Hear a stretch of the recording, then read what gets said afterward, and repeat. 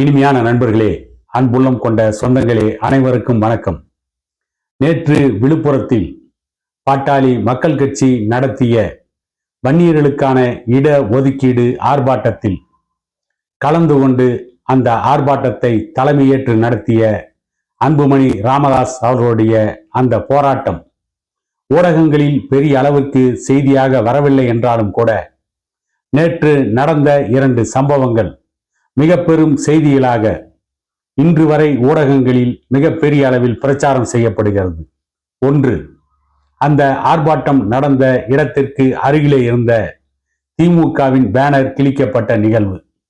இன்னொன்று, பாட்டாளி மக்கள் கட்சி நிறுவனர் டாக்டர் ஐயா அவர்கள் பாட்டாளி மக்கள் கட்சியை சார்ந்த 3 சட்டமன்ற உறுப்பினர்கள் மற்றும் பாட்டாளி மக்கள் கட்சியின் வழக்கறிஞர் வக்கீல் பாலு இவர்களை இடைநீக்கம் செய்தது, கட்சியின் அடிப்படை உறுப்பினரிலிருந்து சஸ்பெண்ட் செய்தது. இந்த 2 நிகழ்வுகளும் தான் இன்றைக்கு பெரிய பேசுபொருளாக்கப்பட்டு இருக்கிறது.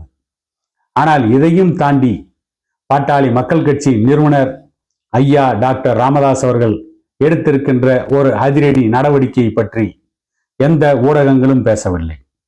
அதே நேரத்தில் விழுப்புரத்தில் ஒரு பெரும் மக்கள் கூட்டத்தை திரட்டி, வன்னியர் சமூகத்தை திரட்டி, வன்னியர் சமூகத்து இளைஞர்களை திரட்டி சமூக நீதிக்காக அன்புமணி குரல் கொடுத்ததை பற்றியும், அதற்காக அவர் நடத்திய போராட்டத்தை பற்றியும், அந்த போராட்டத்தில் எவ்வளவு பெரிய கூட்டம் கலந்து கொண்டது, தமிழ்நாட்டின் பல்வேறு மாவட்டங்களில் இருந்தெல்லாம் அங்கே வந்து எதற்காக அந்த கூட்டம் கூடினார்கள், ஏன் வன்னியர் சமூகம் தொடர்ந்து 40 ஆண்டுகளுக்கு மேலாக தன்னுடைய இட ஒதுக்கீட்டுக்காக போராடுகிறது, இவர்களுக்கு ஏன் வேண்டும் இடஒதுக்கீடு, இவர்களுக்கு எதற்காக சமூக நீதி வேண்டும், தமிழகத்தின் பெரும்பான்மை சமூகமாக இருக்கின்ற வன்னியர்கள் இன்று வரை இடஒதுக்கீடு கிடைக்காமல் அவர்கள் அல்லல்பட்டு கொண்டிருக்கிறார்கள், அவதிப்பட்டு கொண்டிருக்கிறார்கள். அவர்களுக்கான இட பங்கீடு, அவர்களுக்கு கிடைக்க வேண்டிய ஜீவாதார உரிமை, வன்னியர்களின் பிறப்புரிமை என்று சொல்லக்கூடிய அந்த 10.5% இடஒதுக்கீடு கடந்த 4 ஆண்டு கால திமுக ஆட்சியில் ஏன் தொடர்ந்து நிராகரிக்கப்பட்டது என்றெல்லாம் எந்த ஊடகங்களும் எழுத மாட்டார்கள். ஆனால் அங்கே திமுக பேனர் கிழிக்கப்பட்டதை பற்றி பெரும்பாலான ஊடகங்கள் இப்பொழுது தொடர்ந்து பேச ஆரம்பித்து விட்டார்கள்.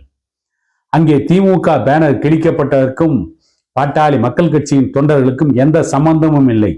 ஏனென்றால் பாட்டாளி மக்கள் கட்சி எங்காவது ஒரு பெரிய ஆர்ப்பாட்டத்தை நடத்துகிறது, ஒரு பெரிய போராட்டத்தை நடத்துகிறது என்று சொன்னால் அந்த போராட்டத்திற்குள் 2 புல்லுருவிகள் உள்ளே நுழைவார்கள். உள்ளே நுழைந்து இப்படிப்பட்ட ஏதாவது ஒரு காரியத்தை செய்துவிட்டு அந்த பழியை பாட்டாளி மக்கள் கட்சியின் மீது போட்டுவிட்டு அடுத்த நிமிடம் அவர்கள் அதற்கு சம்பந்தமே இல்லை என்பதை போல நாடகமாடுவார்கள். ஆனால் அவர்களை எய்தவர்கள் யார் என்று இதுவரை எந்த ஊடகங்களும் எந்த காவல்துறையும் அவர்களை பற்றி விசாரித்ததில்லை, இனியும் அவர்கள் விசாரிக்க போவதும் இல்லை.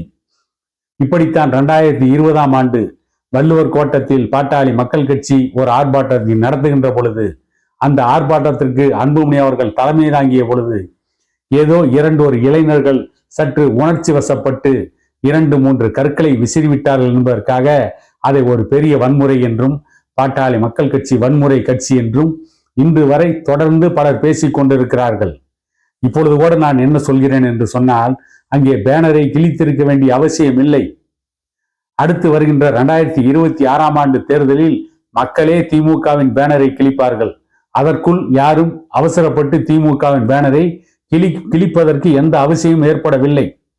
இப்படிப்பட்ட சூழ்நிலையில் ஏதோ சிலர் உணர்ச்சி வசப்பட்டு செய்கின்ற ஒரு தவறை மட்டுமே இன்றைக்கு ஒரு மிகப்பெரிய விஷயமாக, அதை வைத்து ஒரு மிகப்பெரிய இயக்கத்தை, ஒரு மாபெரும் கட்சியை 45 ஆண்டுகளை தாண்டி ஒரு அசைக்க முடியாத சக்தியாக தமிழகத்தில் இருக்கின்ற ஒரு இயக்கத்தின் மீது திட்டமிட்டே பழியை போடுவதற்கென்றே ஒரு கூட்டம் இன்று வரை அலைந்து கொண்டுதான் இருக்கிறது.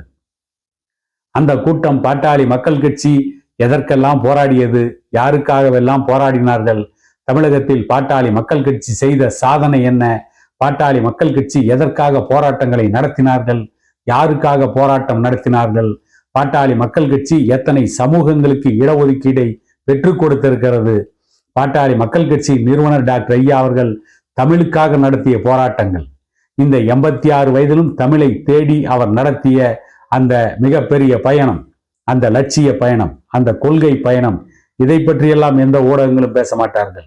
ஆனால் இந்த சிறு விஷயத்தை மட்டுமே ஊதி ஊதி பல ஊடகங்கள் பெரிதாக்குவார்கள். ஏனென்று கேட்டால், அந்த விழுப்புரம் ஆர்ப்பாட்டத்தில், அந்த போராட்டத்தில் கிட்டத்தட்ட பெரும் கூட்டம் இருக்கிறது. அனைவரும் கட்டுப்பாட்டை காத்திருக்கிறார்கள். அனைவரும் அமைதியாக போராடி இருக்கிறார்கள். அனைவரும் அறவழியில் போராடி இருக்கிறார்கள். ஏதோ ஒருவர் இருவர் செய்த தவறை வைத்துக்கொண்டு ஒட்டுமொத்தமாக பாட்டாளி மக்கள் கட்சியின் மீது பழி போடுவதற்கென்றே தமிழ்நாட்டில் ஒரு கூட்டம் இருக்கிறது.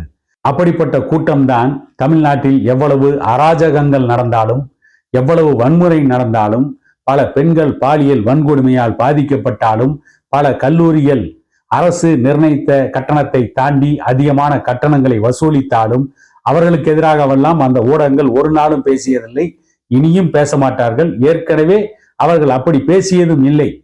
அவருடைய இலக்கு, அவருடைய தாக்குதல் பாட்டாளி மக்கள் கட்சியை நோக்கி மட்டுமே இருக்கிறது.